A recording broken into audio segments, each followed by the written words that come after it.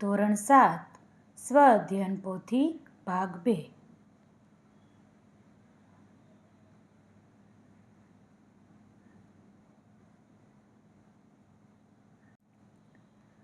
વિષય ગણિત, પ્રકરણ 3 માહિતીનું નિયમન. પ્રશ્ન 1. સાચો વિકલ્પ પસંદ કરી બોક્સમાં લખો. પહેલો પ્રશ્ન, માહિતી આપણને આપેલી છે 15, 8, 7, 14, 12, 13, 5, 9, 18. તેનો વિસ્તાર આપણે શોધવાનો છે. વિસ્તાર એટલે શું? સૌથી મોટી સંખ્યા અને સૌથી નાની સંખ્યા એની બાદબાકી. સૌથી મોટી સંખ્યા કોણ છે? 18. સૌથી નાની સંખ્યા કોણ છે? 5. તો 18માંથી 5 બાદ કરીએ તો 13 મળે. ઓપ્શન બી એ આપણો સાચો જવાબ છે, તેથી લખીએ બી. બીજો પ્રશ્ન, નીચેનામાંથી ક્યુ મધ્યવર્તી સ્થિતિનું માપ નથી? મધ્યક, મધ્યસ્થ, બહુલક. મધ્યવર્તી સ્થિતિનું માપ છે, વિસ્તાર છે એ મધ્યવર્તી સ્થિતિનું માપ નથી, તેથી જવાબ આવશે સી. ત્રીજો પ્રશ્ન, પ્રથમ 5 અવિભાજ્ય સંખ્યાનો મધ્ય ખાલી જગ્યા થાય. સૌથી પહેલાં તો આપણે પ્રથમ 5 અવિભાજ્ય સંખ્યા લખવી પડે. કઈ કઈ આવશે? 2, 3, 5, 7, 11. હવે તેનો મધ્યક શોધવાનો છે, તેથી જે કાંઈ સંખ્યા છે તેનો બધાનો સરવાળો કરવાનો અને છેદમાં જેટલી સંખ્યા છે તે અંક લખવાનો. અંશમાં આપણે બધાનો સરવાળો કરીએ અને 5 સંખ્યા છે તેથી છેદમાં 5 કરીએ. સરવાળો મળે છે 28. 28ના છેદમાં 5 ભાગાકાર કરીએ. 5 5 25, 3 વધ્યા, પોઈન્ટ મૂકીએ, 5 6 30. તો જવાબ શું મળ્યો? 5.6. તેથી ઓપ્શન આવશે બી. ચોથો દાખલો, ધારો કે XYZ એ 3 અવલોકન છે, તો આ અવલોકનનો મધ્યક કયો છે? મધ્યક એટલે શું? સરવાળાના છેદમાં સંખ્યા. ટૂંકમાં યાદ રાખવા માટેનું આ હિંટ આપેલી છે, બાકી લખવું પડે બધા જ અવલોકનોનો સરવાળો છેદમાં કુલ અવલોકનોની સંખ્યા. પણ લાંબુ ન લખવું પડે, તેથી ટૂંકમાં યાદ રાખવાનું. ઉપર અંશમાં સરવાળો કરવાનો, છેદમાં નીચે સંખ્યા લખવાની. બરાબર છે? તો આમાં ગુણાકાર છે, ન ચાલે. બાદબાકી ન ચાલે, ગુણાકાર ન ચાલે. 3 સંખ્યાનો સરવાળો અને છેદમાં કુલ સંખ્યા.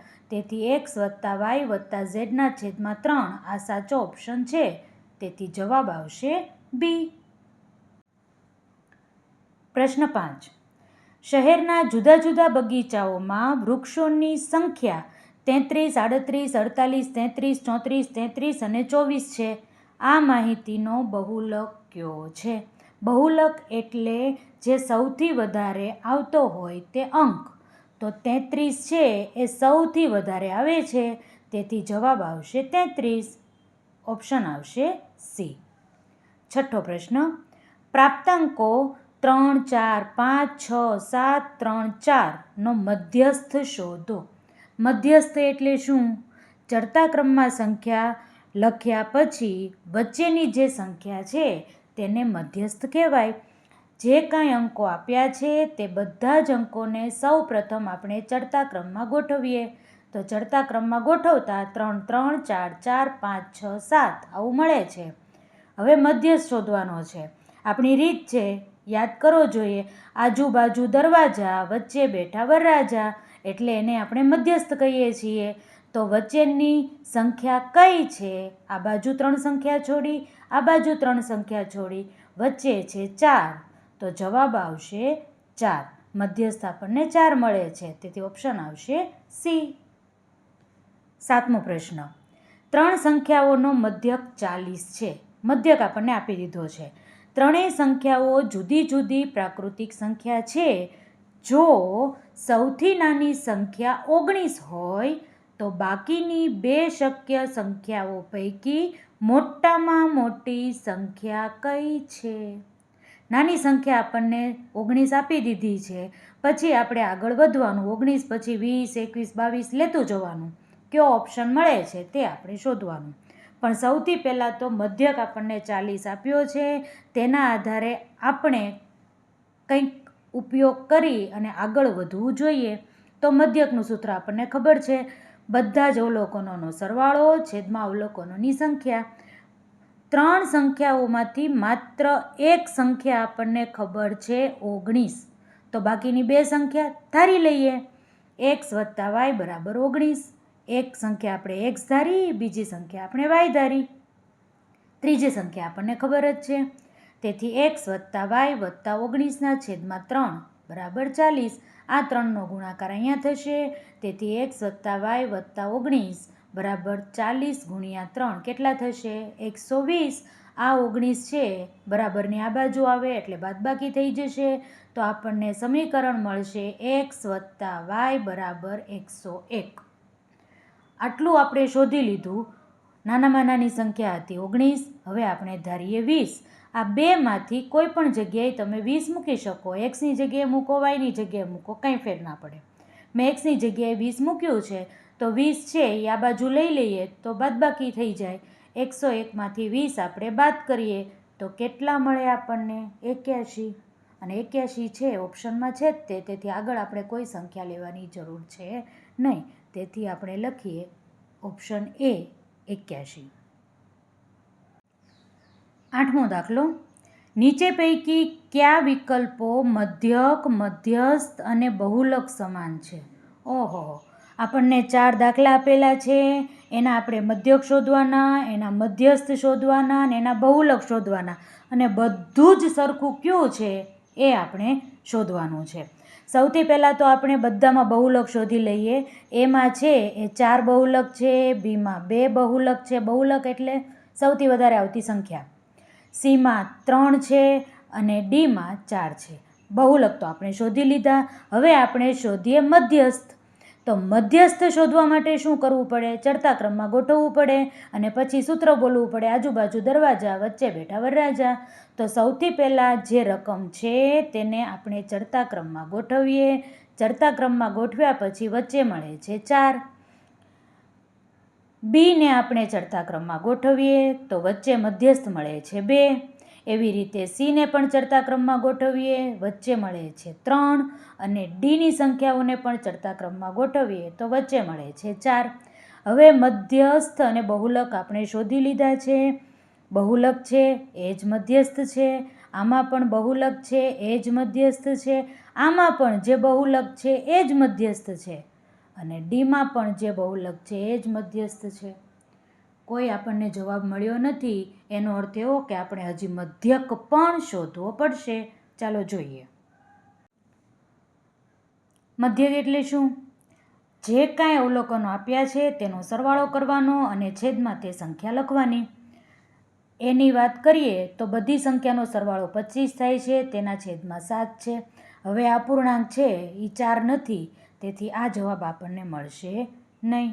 એવી રીતે બીની બધી સંખ્યાઓનો સરવાળો 17 થાય છે, 7 સંખ્યા છે તેથી છેદમાં 7 લખીએ. આ પણ આપણે બહુલક, મધ્યસ્થ જેટલો મધ્યક મળતો નથી, એટલે કે 4, 2 આવી પૂર્ણ સંખ્યા મળતી નથી, અપૂર્ણાંક મળે છે, તેથી આ ઓપ્શન નીકળી જાય. હવે જોઈએ સીમાં. સીમાં શું છે? 28 સરવાળો થાય છે, છેદમાં 7 કરીએ, 7 ચોક 28 તો 4 મળે છે. ડીમાં શું થાય છે? 28 સરવાળો થાય છે, છેદમાં 7 મળે છે, 7 ચોક 28 તો 4 મળે છે. સીમાં મધ્યસ્થ 3, બહુલક 3 અને મધ્યક 4, તેથી આ પણ ચાલશે નહીં. હવે ડીમાં જોઈએ. બહુલક 4, મધ્યસ્થ 4 અને મધ્યક પણ 4, તેથી જવાબ આવશે ડી. ઘણો લાંબો દાખલો છે, પણ ઝડપથી ગણશો તો પરિણામ મળી જશે ખૂબ ઝડપથી. ચાલો આગળ વધીએ. પ્રશ્ન 9. ઉતરતા ક્રમમાં ગોઠવેલી માહિતીના અવલોકનો પૈકી બંને છેડાના અવલોકનોને કાઢી નાખવામાં આવે છે. આમ કરતાં મધ્યવર્તી સ્થિતિમાનના કયા માપ ઉપર અસર થઈ શકે છે? આવું આપણને કહ્યું છે. હવે કોઈ પણ માહિતી ઉતરતા ક્રમમાં ગોઠવેલી છે અને બંને બાજુથી અવલોકનો કાઢી નાખે છે, તો કોના ઉપર અસર થઈ શકે એવું પૂછ્યું છે. પણ આપણે અવળું વિચારીએ, કોના ઉપર અસર ન થાય? મધ્યસ્થ ઉપર અસર ન થાય, કારણ કે વચ્ચેની સંખ્યા તો એને જળવાઈ રહેવાની છે. બંને બાજુથી અવલોકનો ભલે કાઢતા જઈએ. તો મધ્યસ્થવાળા ઓપ્શન છે એ કેન્સલ કરી નાખીએ તો જવાબ આપણને મળી જાય. કયો જવાબ મળે? મધ્યક અને બહુલક. એનો અર્થ એવો કે અવલોકનો બંને છેડેથી આપણે દૂર કરીએ તો મધ્યક અને બહુલક ઉપર અસર થઈ શકે. તેથી ઓપ્શન આવશે એ. 10મો પ્રશ્ન. રામ તેની પ્રથમ 3 પરીક્ષામાં અનુક્રમે 97, 73 અને 88 ગુણ મેળવે છે. જો તે તેની ચોથી પરીક્ષામાં 80 ગુણ મેળવે તો તેના ગુણની સરાસરીમાં શો ફેર પડે? 2 રીતે દાખલો ગણી શકાય, પણ બીજી રીત તમને પરીક્ષામાં કદાચ યાદ ન આવે, તેથી આપણે જે રીતે ગણીએ છીએ એ જ રીતે આપણે દાખલો લઈએ. સૌથી પહેલાં તો જે 3 અંક આપણને આપેલા છે પરીક્ષામાં આવેલા માર્ક્સ, એની જ આપણે સરાસરી શોધી લઈએ. તો ત્રણેયનો સરવાળો ભાગ્યા 3, તો 97 + 73 + 88 કેટલા થશે? 258. એના ભાગ્યા 3, 258 / 3 આપણે કરીએ તો 86 આપણને મળશે. તો પહેલી જે 3 પરીક્ષાની સરાસરી છે 86 મળી. હવે ચોથી પરીક્ષા આપી દીધી, એમાં તેને 80 માર્ક આવ્યા છે, તેથી 80ને જોડી દઈએ. તો 97 + 73 + 88 + 80 કરી ભાગ્યા 4 કરીએ, સરવાળો કેટલો મળે છે? 338. 338 / 4 કરીએ તો 338 / 4 અહીં મેં બતાવ્યા છે અને 84.5 સરાસરી મળે છે. પહેલી 3 પરીક્ષાની સરાસરી કેટલી આવી હતી? 86. પછીની 4 પરીક્ષાની સરાસરી કેટલી આવી? 84.5, એટલે કે ઘટી ગઈ. તેથી વધશે એ બંને ઓપ્શન કેન્સલ થઈ જશે. અને કેટલી ઘટી તે જોઈએ તો બેની બાદબાકી કરીએ. બાદબાકી કરતાં આપણને ખબર પડી 1.5 મળે છે, તેથી આપણે કહી શકીએ 1.5 ઘટશે. ઓપ્શન આવશે ડી. તેથી જવાબ લખીએ ડી. પ્રશ્ન 2, ખાલી જગ્યા પૂરો. પહેલો પ્રશ્ન. માહિતીના મહત્તમ અને ન્યૂનતમ અવલોકન વચ્ચેના તફાવતને માહિતીનો ખાલી જગ્યા કહે છે. વિસ્તાર. બીજો પ્રશ્ન. આપેલ માહિતીમાં સૌથી વધારે વખત આવનાર અવલોકનને તે માહિતીનો ખાલી જગ્યા કહે છે. બહુલક. ત્રીજો પ્રશ્ન. જો 8, 4, x, 6, 2, 7ની અંકગણિતીય સરાસરી 5 હોય તો xની કિંમત ખાલી જગ્યા થાય. સરાસરી આપણને 5 આપી દીધી છે, તેથી 5 લખીએ, બરાબર કરી જે કાંઈ અવલોકનો આપ્યા છે તેનો સરવાળો કરીએ અને છેદમાં તેની સંખ્યા 6 લખીએ. આ 6ને 5 સાથે ગુણીએ તો 5 × 6 = 30 મળે. તો 30 બરાબર આનો સરવાળો મળે આપણને 27 + x. આ 27 વત્તા છે, આ બાજુ આવે તો ઓછા થઈ જાય, તેથી x બરાબર 30 - 27, એટલે xની કિંમત મળી ગઈ 3. ચોથો પ્રશ્ન. કોઈ પણ માહિતીનો મધ્યસ્થ માહિતીના ખાલી જગ્યા અને ખાલી જગ્યા અવલોકનની વચ્ચે રહેલો હોય છે. ન્યૂનતમ અને મહત્તમ અવલોકનની વચ્ચે રહેલો હોય છે. પાંચમો પ્રશ્ન. જો મધ્યસ્થ એ માહિતીના અવલોકનો પૈકીનું એક અવલોકન હોય ત્યારે અવલોકનોની સંખ્યા ખાલી જગ્યા હોય એકી સંખ્યા જ હોય. પ્રશ્ન 3, માગ્યા મુજબ જવાબ આપો. પહેલો પ્રશ્ન. પ્રથમ 10 યુગ્મ પ્રાકૃતિક સંખ્યાનો મધ્યક શોધો. સૌથી પહેલાં આપણને ખબર હોવી જોઈએ કે યુગ્મ પ્રાકૃતિક સંખ્યા કઈ છે.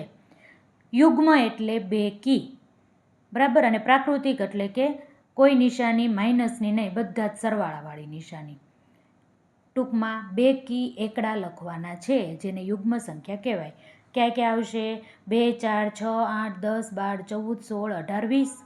હવે આપણે તેનો મધ્યક શોધીએ. મધ્યકનું સૂત્ર બધા અવલોકનોનો સરવાળો છેદમાં કુલ અવલોકનોની સંખ્યા.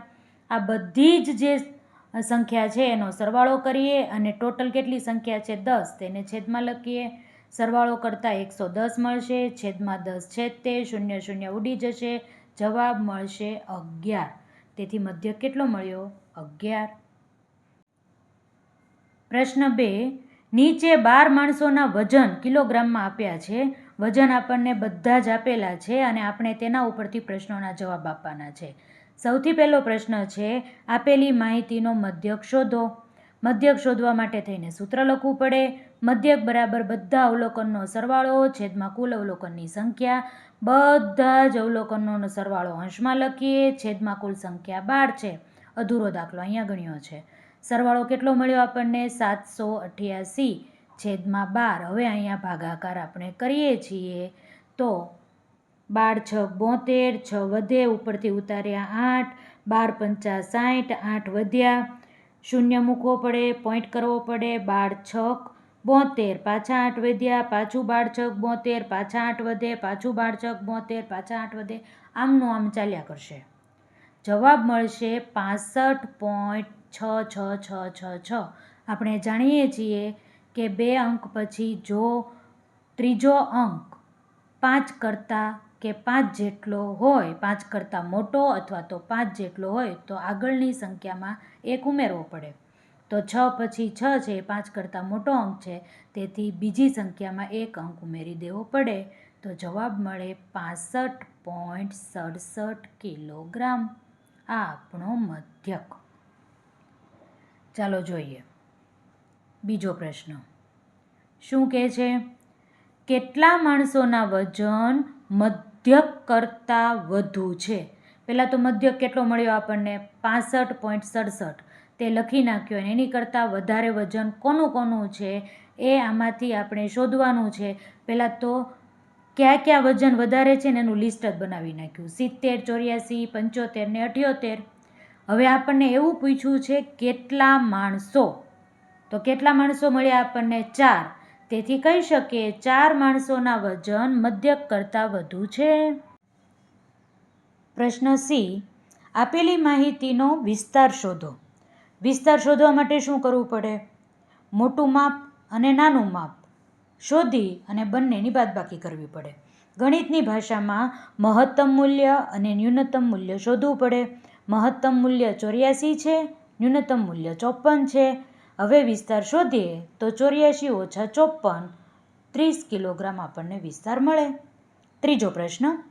આપેલી માહિતીનો મધ્યક 4.5 હોય તો માહિતીનો મધ્યસ્થ શોધો. મધ્યક આપણને આપ્યો છે અને તેના ઉપરથી આપણે મધ્યસ્થ શોધવાનું છે. માહિતી આપણને આપી દીધેલી છે. આપણને મધ્યક આપ્યો છે, તેથી આપણે સૌપ્રથમ મધ્યકનું સૂત્ર લખીએ. મધ્યક બરાબર બધા અવલોકનોનો સરવાળો છેદમાં કુલ અવલોકનોની સંખ્યા. મધ્યક આપણને 4.5 આપેલો છે, તેથી 4.5 બરાબર બધા જ અવલોકનોનો સરવાળો છેદમાં 10. આ 10 છે ભાગાકારમાં છે, આ બાજુ આવશે એટલે ગુણાકારમાં જતા રહેશે. બરાબર આ બધી જ સંખ્યાઓનો સરવાળો કરીએ તો 42 વત્તા x આપણને મળશે.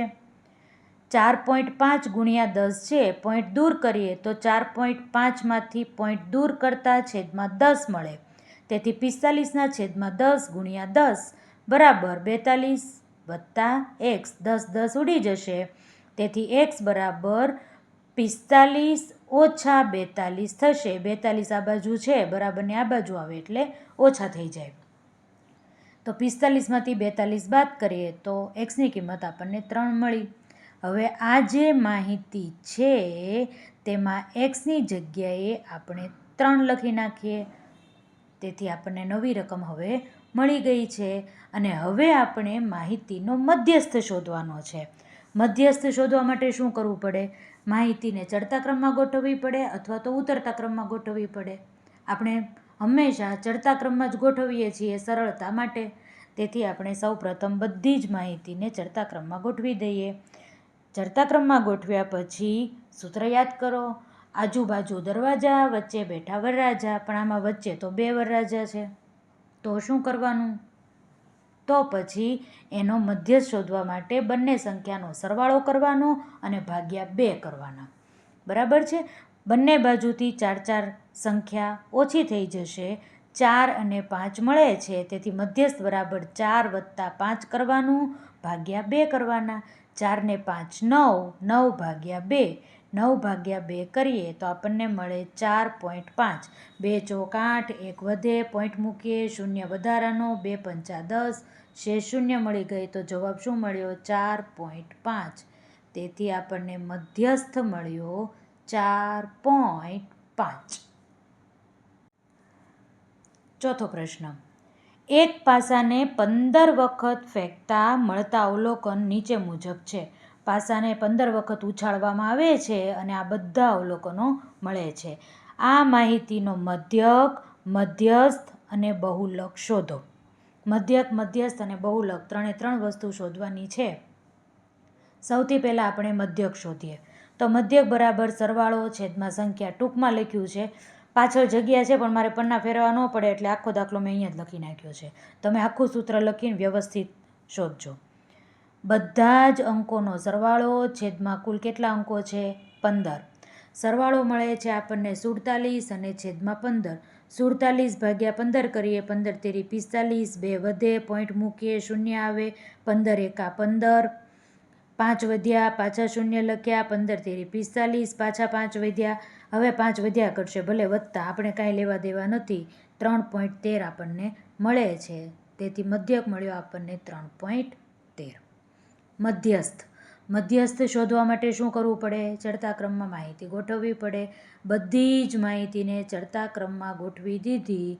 હવે આપણું દેશી સૂત્ર, આજુબાજુ દરવાજા, વચ્ચે બેઠા વરરાજા, બધી બાજુથી સરખે સરખી સંખ્યા છોડી દઈએ. 7 આ બાજુ, 7 આ બાજુ, તો વચ્ચે વરરાજા આપણને મળી જાય છે. તે મધ્યસ્થ છે, તેથી મધ્યસ્થ આવશે 3. બહુલક તો એકદમ સરળ છે. સૌથી વધુ પુનરાવર્તન થતો જે પ્રાપ્તાંક હોય તેને બહુલક કહેવાય. બહુલકની સંજ્ઞા છે z છે, તેથી z બરાબર આપણને 2 મળ્યા. પ્રશ્ન 5, આપેલ માહિતીનું અવલોકન કરી નીચેના પ્રશ્નોના જવાબ આપો. આપણને માહિતી આપેલી છે 16, 15, 16, 16, 8, 15, 17 અને આપણે 2 પ્રશ્નો આપેલા છે. બંનેના પ્રશ્નોના જવાબ આપવાના છે. પહેલો પ્રશ્ન, આપેલી માહિતીના અવલોકનોમાંથી કયું અવલોકન માહિતીમાં એક વખત ઉમેરતા માહિતીનો બહુલક બદલાશે નહીં? બરાબર. અવલોકન કેટલી વખત ઉમેરવાનું છે? માત્ર ને માત્ર એક વખત. અને કેવી રીતે ઉમેરવાનું છે? તેનો બહુલક બદલાવવો જોઈએ નહીં.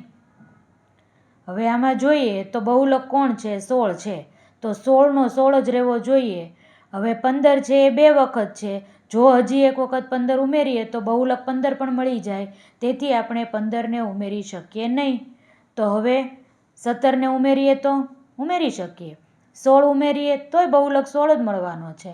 8 ઉમેરીએ તો પણ બહુલક 16 જ મળવાનો છે.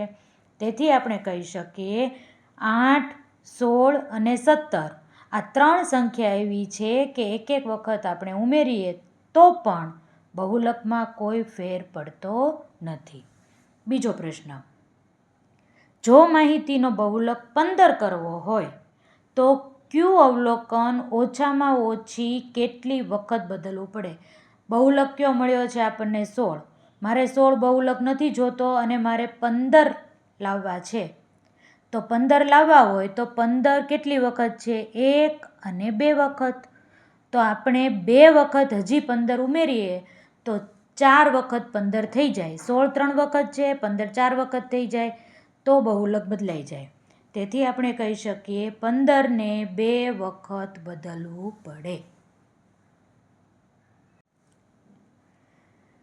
પ્રશ્ન 6, નીચે આપેલા સ્તંભ આલેખનો અભ્યાસ કરી અને પ્રશ્નોના જવાબ આપો. આપણને એક સ્તંભ આલેખ આપેલો છે, તેનો અભ્યાસ કરવાનો છે. એક્સ અક્ષ ઉપર આપણને વર્ષ આપેલા છે, વાય અક્ષ ઉપર વિશ્વના દેશમાં ભાતનું ઉત્પાદન આપેલું છે અને એ ઉત્પાદન મિલિયન ટનમાં છે.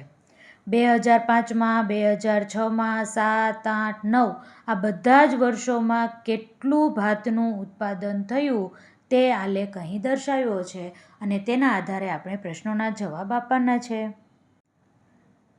પહેલો પ્રશ્ન, આપેલ સ્તંભ આલેખ કઈ માહિતી દર્શાવે છે? વર્ષ 2005 થી 2009 દરમિયાન વિશ્વના દેશમાં થયેલા ભાતનું ઉત્પાદન દર્શાવે છે. બીજો પ્રશ્ન, કયા વર્ષમાં ઉત્પાદન સૌથી ઓછું છે? ચાલો જોઈએ. આલેખમાં નજર નાખો તો સૌથી નાનો સ્તંભ કોનો છે? બીજો સ્તંભ કઈ સાલમાં? 2006માં. તેથી બીમાં જવાબ આવશે વર્ષ 2006.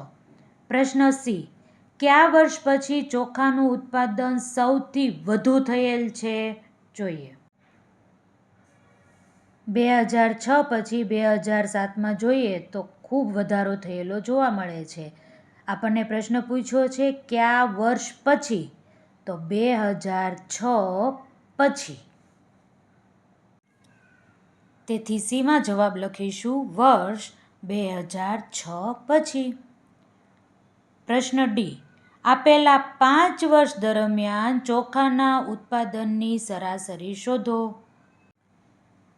સૌપ્રથમ આપણે દરેક વર્ષમાં ચોખાનું ઉત્પાદન કેટલા મિલિયન ટન થયું તે લખવું પડે અને એનો સરવાળો કરવો પડે. ચાલો જોઈએ. સરાસરી બરાબર જે ઉત્પાદન છે એ બધા અંકોનો સરવાળો અને છેદમાં તેની સંખ્યા 5. 5 વર્ષ છે તેથી 5. સરવાળો કરતાં કેટલા મળશે? 270. 270 ભાગ્યા 5 કરીએ તો 54 આપણને મળે. તેથી જવાબ આવશે 54 મિલિયન ટન. પ્રશ્ન ઈ. વર્ષ 2006 અને વર્ષ 2008માં થયેલા ચોખાના ઉત્પાદનનો તફાવત શોધો. 6 અને 8 જોઈએ. સૌથી પહેલાં જોઈએ 6. 6માં કેટલું ઉત્પાદન છે? 40. અને 8ની વાત કરીએ તો 8માં 50. 50 અને 40નો તફાવત જોવાનો છે. તેથી તફાવત બરાબર 50 ઓછા 40 એટલે કે 10 મિલિયન ટન. પ્રશ્ન 7. પ્રશ્નોના જવાબ આપો. અહીં આપણને એક આલેખ આપેલો છે. એક્સ અક્ષ ઉપર રમત આપેલી છે. વાય અક્ષ ઉપર વિદ્યાર્થીઓની સંખ્યા આપેલી છે. દ્વિલંબ આલેખ છે. ધોરણ 7 અને ધોરણ 8ના વિદ્યાર્થીઓને કઈ કઈ રમત ગમે છે તેના આધારે આલેખ તૈયાર કર્યો છે. જે સફેદ કલરના સ્તંભ છે તે ધોરણ 7ની સંખ્યા બતાવે છે. બ્લેક કલરના સ્તંભ છે તે ધોરણ 8ની સંખ્યા બતાવે છે. અને કયા ધોરણમાં કયા વિદ્યાર્થીને કઈ રમત ગમે છે તે અહીં દર્શાવેલું છે. તેના આધારે આપણે પ્રશ્નોના જવાબ આપીએ. ધોરણ 8ના વિદ્યાર્થીઓને કઈ રમત સૌથી વધારે ગમે છે? તમે આલેખમાં જોશો તો ધોરણ 8ના વિદ્યાર્થીઓને ક્રિકેટ સૌથી વધારે ગમે છે. પ્રશ્ન બી. ધોરણ 7ના કુલ કેટલા વિદ્યાર્થીઓ હોકી અને ટેનિસમાં રસ ધરાવે છે? ચાલો જોઈએ. ધોરણ 7માં હોકી અને ટેનિસ. હોકી ધોરણ 7માં 7. ટેનિસ ધોરણ 7માં 11. 11 અને 7 કેટલા થશે? 18. તેથી કુલ વિદ્યાર્થીઓ 11 વત્તા 7 બરાબર 18 આપણે લખી શકીએ. ધોરણ 7માં કુલ કેટલા વિદ્યાર્થીઓ છે? ધોરણ 7 એટલે વ્હાઇટ કલરનો સ્તંભ. તો 7, 16, 18, 11 ને 14 આ બધાનો સરવાળો કરીએ. કુલ કેટલા વિદ્યાર્થીઓ મળશે? 66 વિદ્યાર્થીઓ. પ્રશ્ન ડી. કઈ રમતમાં ધોરણ 7ના વિદ્યાર્થીઓની સંખ્યા ધોરણ 8ના વિદ્યાર્થીઓની સંખ્યા કરતાં ઓછી છે?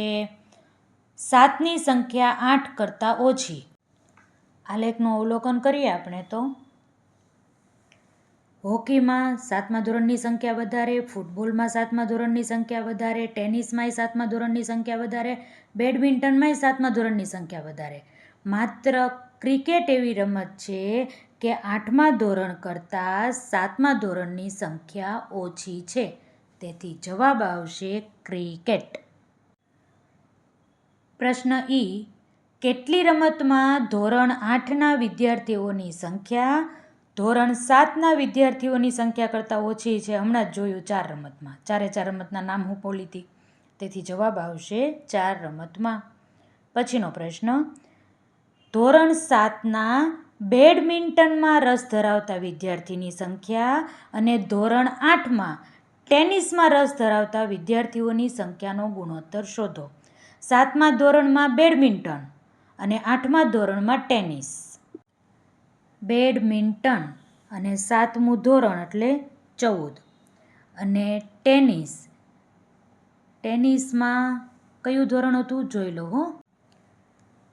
ટેનિસમાં 8મું ધોરણ. ઓકે, ટેનિસમાં 8મું ધોરણ તો મળે છે 8મા ધોરણમાં 6 અને 7ની વચ્ચે એટલે 7, તેથી આવશે 7.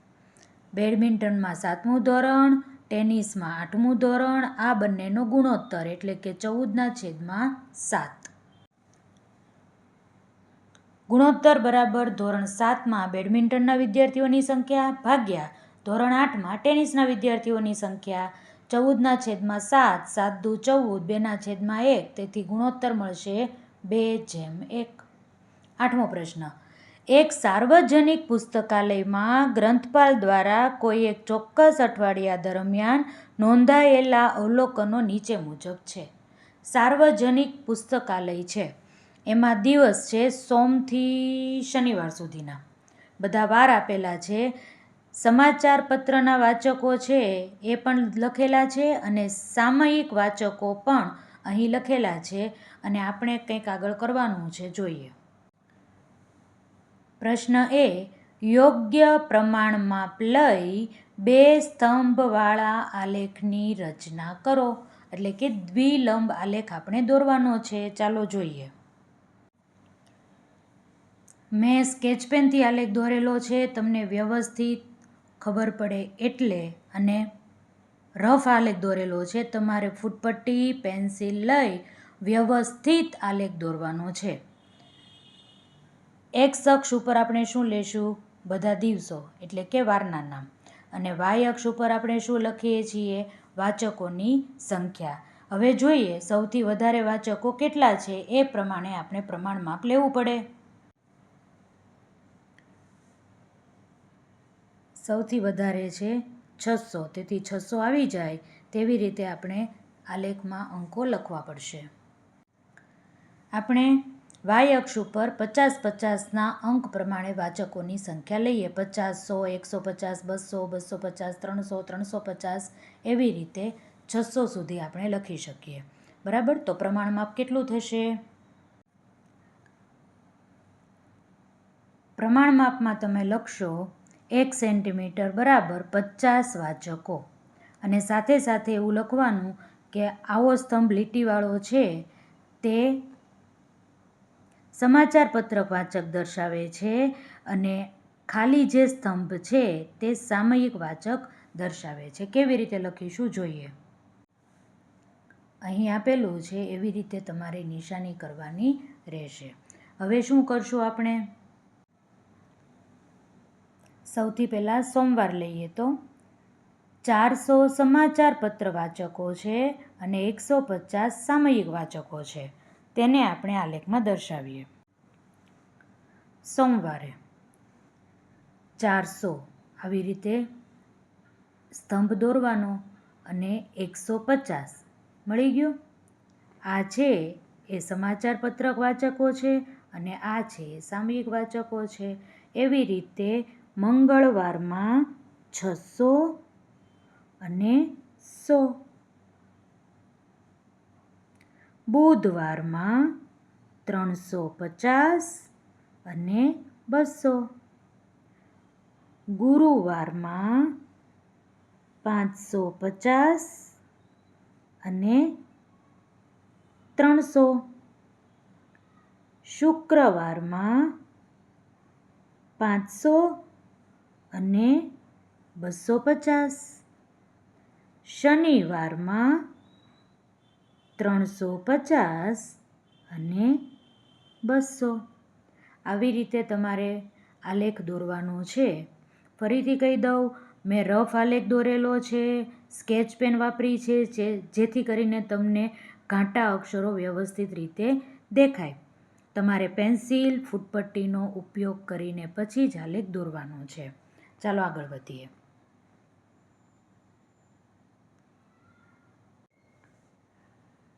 પ્રશ્ન બી, કયા દિવસે પુસ્તકાલયમાં વાચકોની સંખ્યા સૌથી વધારે હતી? સરવાળો કરીએ એટલે ખબર પડી જશે. ગુરુવારે પુસ્તકાલયમાં વાચકોની સંખ્યા સૌથી વધારે હતી. પ્રશ્ન સી, સામયિક વાચકોની સંખ્યાનો મધ્યક શોધો.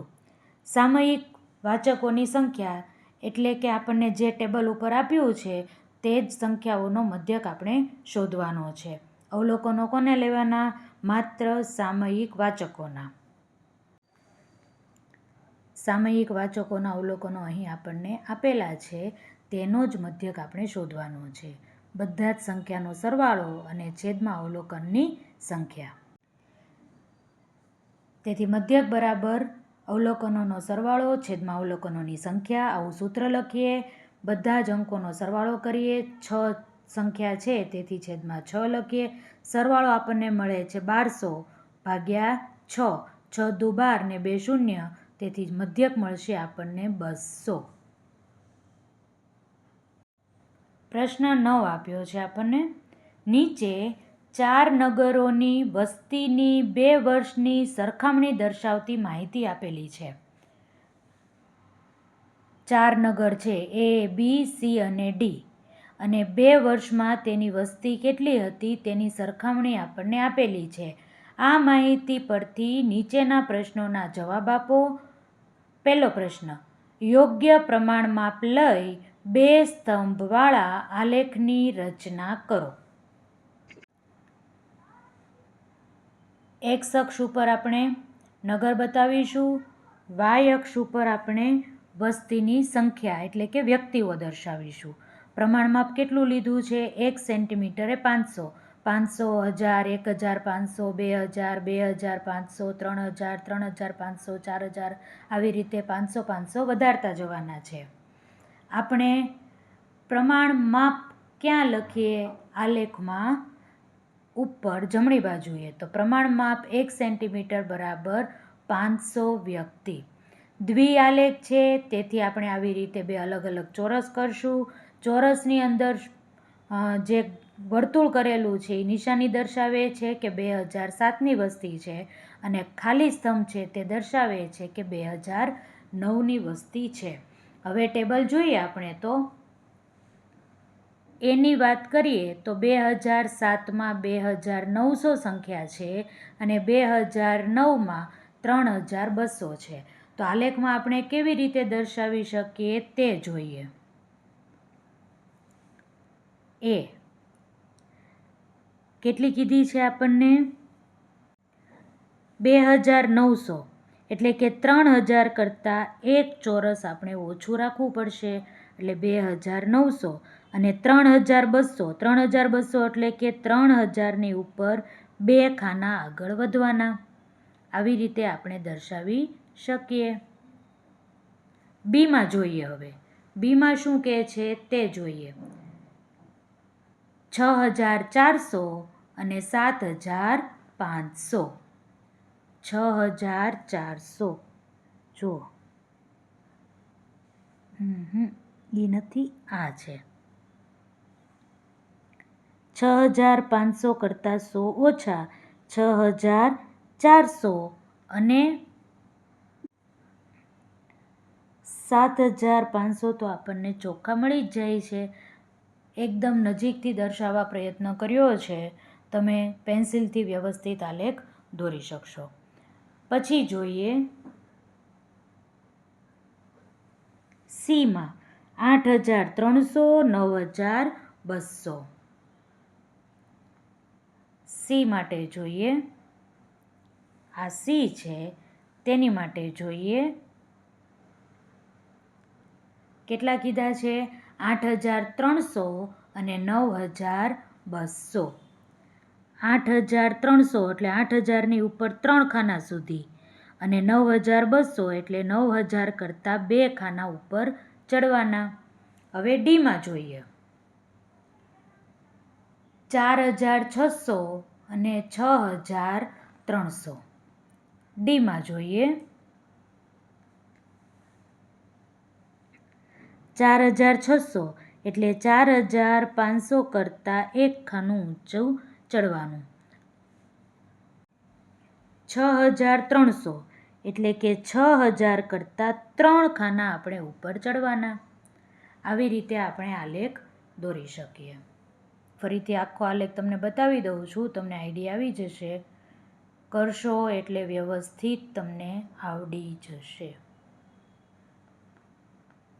લો. આવી રીતે છે. પ્રશ્ન બી. કયા નગરમાં વસ્તી વધારો સૌથી વધુ છે? ડીમાં. પ્રશ્ન સી.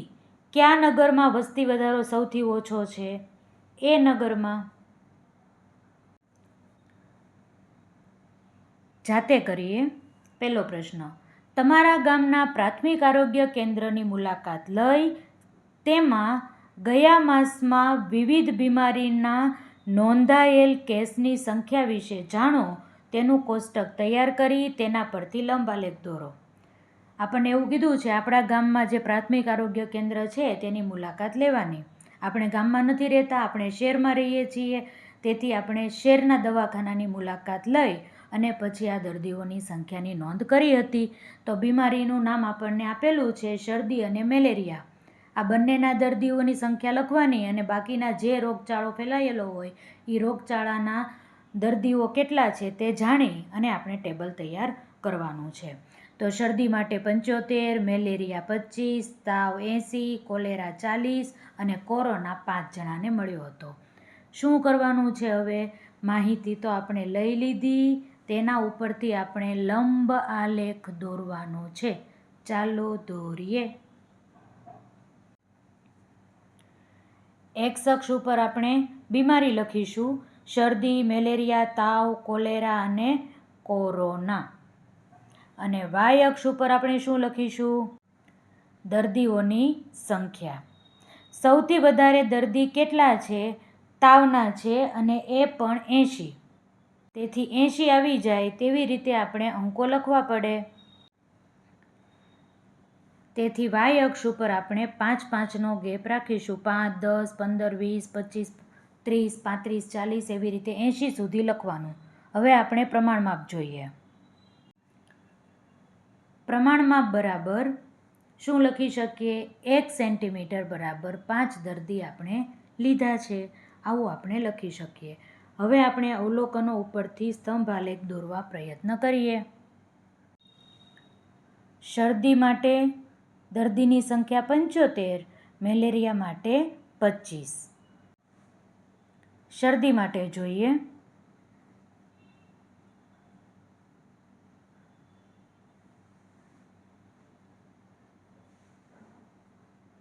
પંચોતેર મળી જાય છે.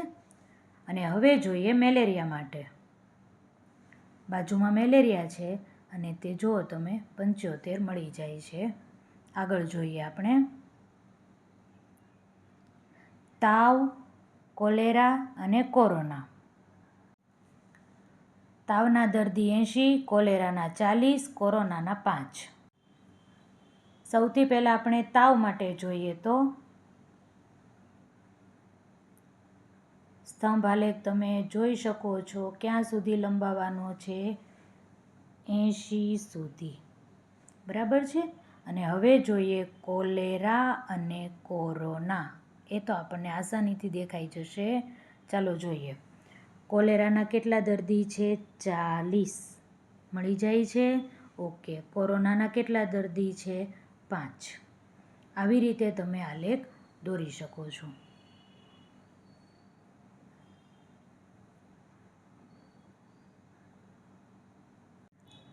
બીજો પ્રશ્ન.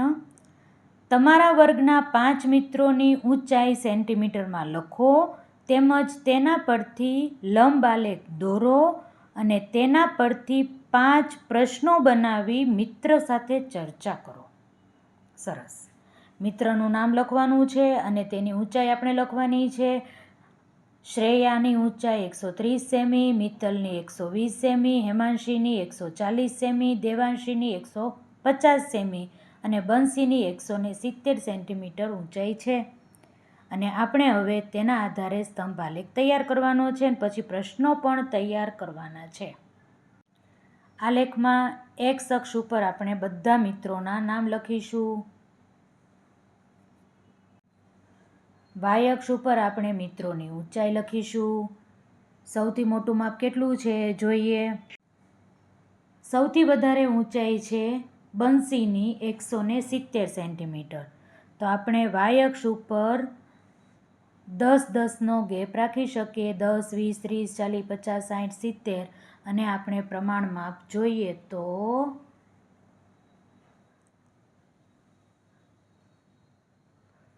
1 સેન્ટીમીટર બરાબર 10 સેમી આપણે લખી શકીએ. હવે એક એક વિદ્યાર્થીની ઊંચાઈ પ્રમાણે આપણે આલેખ દોરીએ. તો સૌથી પહેલાં છે શ્રેયા. તો શ્રેયાની ઊંચાઈ કેટલી છે તે જોઈએ. શ્રેયાની ઊંચાઈ છે 130. જુઓ તમે 130 સુધી આપણે સ્તંભ દોર્યો છે. બાજુમાં છે મિત્તલ. તો મિત્તલની ઊંચાઈ હતી 120. એની પછી છે હેમાંશી. હેમાંશીની ઊંચાઈ તમે જોઈ શકો છો 140. એના પછી ઊંચાઈ છે દેવાંશીની. તો દેવાંશી માટે તમે જોઈ શકો છો 150. અને છેલ્લે છે બંસી. તો બંસીની ઊંચાઈ આપણને મળી હતી 170 સેમી. તો આવી રીતે તમે આલેખ દોરી શકો. ફરીથી કહી દઉં છું, મેં સ્કેચ પેનથી દોર્યું છે, તમને દેખાય વ્યવસ્થિત તેથી દોર્યું છે. તમારે પેન્સિલ અને ફૂટપટ્ટી વગર આલેખ દોરવાનો નથી. ચાલો જોઈએ. આ તમારો આલેખ તૈયાર છે. એક વખત આખો આલેખ વ્યવસ્થિત રીતે જોઈ લો, જેથી તમને આઈડિયા આવી જાય તમારે શું કરવાનું છે. જોકે આલેખ તો એકદમ સરળ વસ્તુ છે. સહેજ હિંટ મળી જાય તો પણ તમને ખબર પડી જ જશે કે તમારે કેવી રીતે આલેખ દોરવાનો છે. એમ થઈ ગયું? ઓકે. આવી રીતે આલેખ એકદમ ચોખ્ખો હોવો જોઈએ. 5 પ્રશ્નો જોઈએ. પહેલો પ્રશ્ન આપણે લખી શકીએ, સૌથી ઓછી ઊંચાઈ ધરાવતી વિદ્યાર્થિનીનું નામ આપો. તો સૌથી ઓછી ઊંચાઈ કોની હતી? મિત્તલની. બીજો પ્રશ્ન, કોની ઊંચાઈ સૌથી વધારે છે? બંસીની. ત્રીજો પ્રશ્ન, વિદ્યાર્થીઓની ઊંચાઈનો મધ્યક શોધો. મધ્યક એટલે શું? બધા અવલોકનોનો સરવાળો છેદમાં અવલોકનોની સંખ્યા. બધી જ ઊંચાઈના માપનો સરવાળો કર્યો, 710 મળ્યો, ભાગ્યા 5 કરીએ. 710 ભાગ્યા 5 કરીએ તો 142 આપણને મળે. તેથી લખીએ આપણે 142 સેન્ટીમીટર. ચોથો પ્રશ્ન, વિદ્યાર્થીઓની ઊંચાઈનો મધ્યસ્થ શોધો. મધ્યસ્થ એટલે શું? આજુબાજુ દરવાજા, વચ્ચે બેઠા વરરાજા પણ ચડતા ક્રમમાં ગોઠવ્યા પછી. તેથી બધી જ ઊંચાઈને આપણે ચડતા ક્રમમાં ગોઠવી દઈએ. 120, 130, 140, 150, 170. તો વચ્ચે કોણ છે? 140. તેથી મધ્યસ્થ મળે આપણને 140. અને 5મો પ્રશ્ન, વિદ્યાર્થીઓની ઊંચાઈનો વિસ્તાર શોધો. વિસ્તાર એટલે સૌથી મોટું માપ અને એમાંથી સૌથી નાનું માપ બાદ કરવાનું. સૌથી મોટું માપ 170 છે, સૌથી નાનું માપ 120 છે. 170માંથી 120 બાદ કરીએ તો 50 આપણને મળે. તેથી વિસ્તાર મળશે 50 સેન્ટીમીટર. ત્રીજો પ્રશ્ન, તમારા વર્ગના 10 વિદ્યાર્થીઓનું વજન કિલોગ્રામમાં લખો. તેના પરથી મધ્યક, મધ્યસ્થ અને બહુલક શોધો. આપણા વર્ગના 10 વિદ્યાર્થીઓના નામ લખ્યા છે, તેનું વજન લખેલું છે અને આપણે મધ્યક, મધ્યસ્થ અને બહુલક શોધવાના છે. ઘણો બધો અઘરો પડી જાય એવો દાખલો છે, કારણ કે વજન બધા છે એ એકબીજાથી અલગ અલગ અને ભાગાકાર ન થાય એવા મળ્યા છે. તેથી પોઈન્ટમાં જવાબ આવી શકે, પણ કરવું તો પડશે જ તે. ચાલો જોઈએ. સૌથી પહેલાં તો આપણે બધા જ વજનનો સરવાળો મેં કરી નાખ્યો છે. 294 થાય છે, જેથી મધ્યક આપણે સરળતાથી શોધી શકીએ. મધ્યક બરાબર સરવાળાના છેદમાં સંખ્યા. સરવાળો કેટલો મળ્યો આપણને? 294. વિદ્યાર્થીઓ કેટલા છે? 10. તેથી 294ના છેદમાં 10 એટલે 29.4. તો જવાબ મળ્યો મધ્યક 29.4 કિલોગ્રામ. હવે મધ્યસ્થ જોઈએ. મધ્યસ્થ શોધવા માટે બધા જ અવલોકનોને ચડતા ક્રમમાં ગોઠવવા પડે. બધા જ અવલોકનોને મેં ચડતા ક્રમમાં ગોઠવી દીધા છે અને તેમાંથી હવે આપણે વચ્ચે કઈ સંખ્યા આવે છે તે શોધવું પડે. તો 2 સંખ્યા વચ્ચે આવે છે, કારણ કે 10 વિદ્યાર્થીઓ છે. તેથી આ બંનેની સરાસરી આપણે શોધવી પડે. ટૂંકમાં બંને સંખ્યાનો સરવાળો કરી ભાગ્યા 2 કરવા પડે. તેથી મધ્યસ્થ બરાબર 28 વત્તા 33 ભાગ્યા 2. 28 વત્તા 33 કેટલા થશે? 61. 61 ભાગ્યા 2 એટલે 30.5 કિલોગ્રામ. આ મધ્યસ્થ મળ્યો. બહુલક તો એકદમ સરળ છે. સૌથી વધારે જે સંખ્યા આવી હોય તે બહુલક. 19 છે એ 2 વખત આવે છે, તેથી z બરાબર 19 આપણે લખી શકીએ. પ્રશ્ન 4. તમારા વર્ગના 5 વિદ્યાર્થીઓની પ્રથમ 2 એકમ કસોટીના ગુણની નોંધ કરી તેના પરથી દ્વિલંબ આલેખ દોરો. એકમ કસોટી આપણે 25 માર્કની લેવાય છે. તેના આધારે પહેલી કસોટી અને બીજી કસોટીના માર્ક અહીં લખેલા છે. 4 બાળકો પસંદ કર્યા છે. કીધું છે 5 પણ ખાના આપ્યા છે 4. તેથી જેટલા ખાના હોય એટલું જ કરાય ને વધારે કામ આલેખ દોરો. બરાબર છે. એટલે આપણે 4 બાળકો લીધા છે. ચારેય વિદ્યાર્થીઓની પહેલી કસોટીના માર્ક અને બીજી કસોટીના માર્ક મેં લખ્યા છે. તેના આધારે આપણે દ્વિલંબ આલેખ દોરવાનો છે. દેવાંશીને પહેલી કસોટીમાં 25, બીજીમાં 24 આવ્યા છે. ગોપીને પહેલી કસોટીમાં 22, બીજીમાં 21 આવ્યા છે. ધારાને પહેલી કસોટીમાં 20, બીજી કસોટીમાં 22 આવ્યા છે. અને હિરલને બંને કસોટીમાં સરખા માર્ક આવ્યા છે. ચાલો તેનો લંબ આલેખ દોરીએ, દ્વિલંબ આલેખ દોરીએ. એક્સ અક્ષ ઉપર આપણે વિદ્યાર્થીઓના નામ લખીશું અને વાય અક્ષ ઉપર આપણે વિદ્યાર્થીઓના ગુણ લખીશું. દ્વિલંબ આલેખ હોવાથી એક એક ખાનું છોડી અને બબ્બે ખાનામાં નામ લખવાના રહેશે. હવે તો તમને આવડે જ છે. 1 સેન્ટીમીટરે 2 ગુણ ગોઠવ્યા છે. કેમ?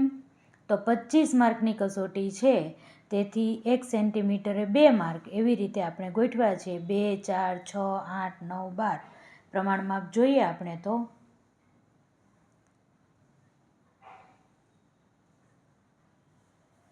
1 સેન્ટીમીટર બરાબર 2 ગુણ. આવો જે નિશાનીવાળો ભાગ છે તેને આપણે પ્રથમ કસોટીના ગુણ કહીએ છીએ અને આવો ભાગ છે તેને આપણે બીજી એકમ કસોટીના ગુણ કહીએ છીએ. ચાલો જોઈએ.